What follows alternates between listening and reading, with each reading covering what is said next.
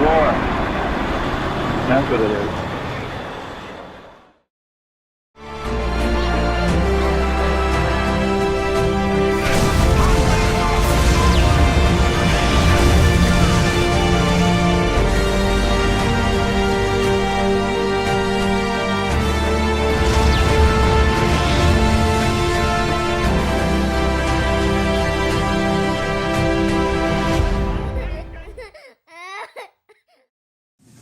On my orders, the United States military has begun strikes against al-Qaeda terrorist training camps and military installations of the Taliban regime in Afghanistan.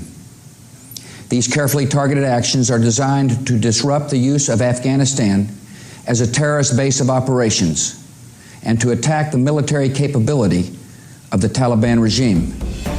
Given the nature and reach of our enemies, we will win this conflict by the patient accumulation of successes, by meeting a series of challenges with determination and will and purpose. To all the men and women in our military, every sailor, every soldier, every airman, every Coast Guardsman, every Marine, I say this: your mission is defined, your objectives are clear, your goal is just. You have my full confidence, and you will have every tool you need to carry out your duty. The battle is now joined on many fronts. We will not waver, we will not tire, we will not falter, and we will not fail. Peace and freedom will prevail. Thank you. May God continue to bless America.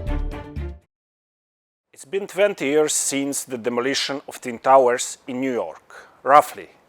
Much since the beginning of the NATO occupation of Afghanistan, which recently ended infamously. According to official data, in the 20 years since the NATO occupation of Afghanistan, with the codename Resolute Support, some 3,937 soldiers from NATO and allied countries have been killed, and 22,773 wounded.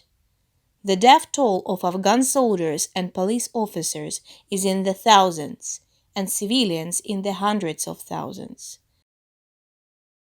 Operations in Afghanistan cost US taxpayers more than $1,000 billion, of which at least $83 billion went to Afghanistan's arming and army training. We spent over $1 trillion. We trained and equipped an Afghan military force with some 300,000 strong, incredibly well equipped, a force larger in size than the militaries of many of our NATO allies. We gave them every tool they could need. We paid their salaries, provided for the maintenance of their Air Force, something the Taliban doesn't have. Taliban does not have an Air Force. We provided close air support. Most of the modern weapons supplied by NATO and the United States to Afghan security forces are now in the hands of Taliban. Also, the situation on the ground today is incomparably more favorable for the Taliban than one in 2001 before the NATO invasion and occupation of Afghanistan. The Taliban now control nearly 98% of Afghanistan's territory. The only pocket of resistance is the Panjshir enclave, where resistance continues to be provided by Ahmad Massoud, son of the legendary fighter against Soviet occupation in the 1980s. But without ground links to neighboring states, Massoud Jr. has almost no chance of standing up to the Taliban in the long run. In 2001, on the eve of the NATO invasion, the situation was significantly different.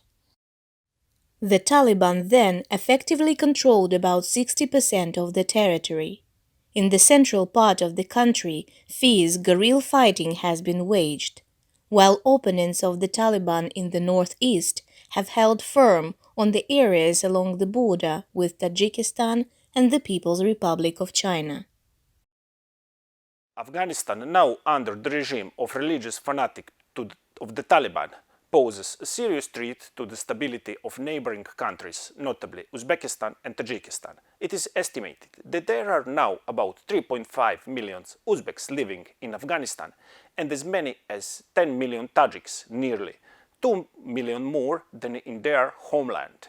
Since Tajikistan is a full member of ODKB military alliance, the potential Taliban's hostility towards Tajikistan could draw Russia into the Afghan conflict.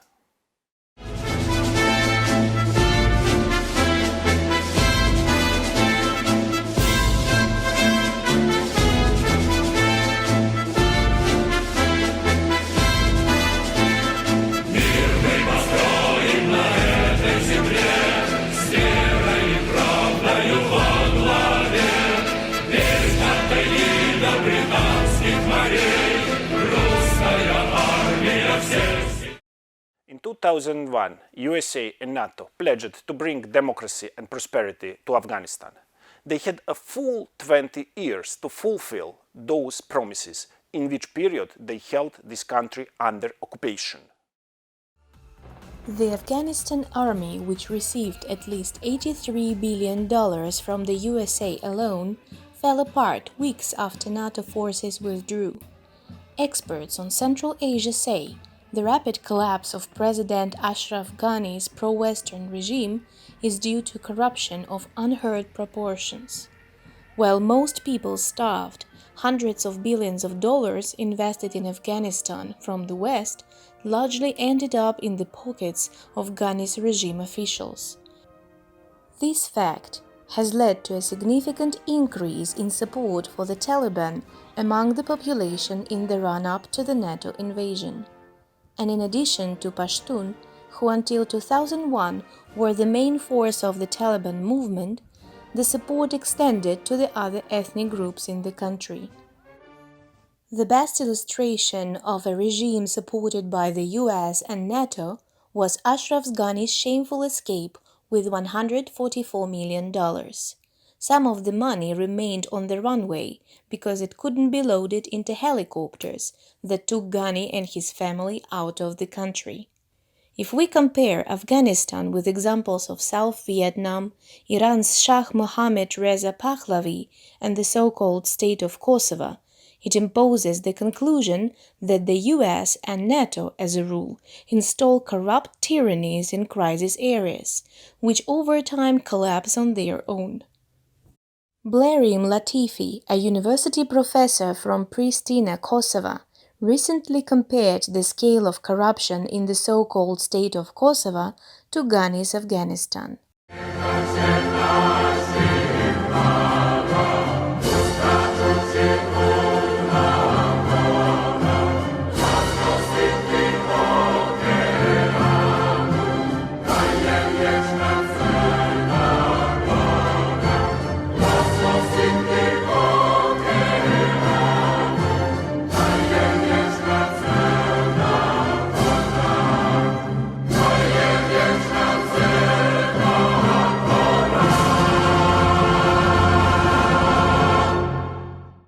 A total of 557 members of the Montenegrin army served during the previous 10 years in the NATO mission Decisive Step.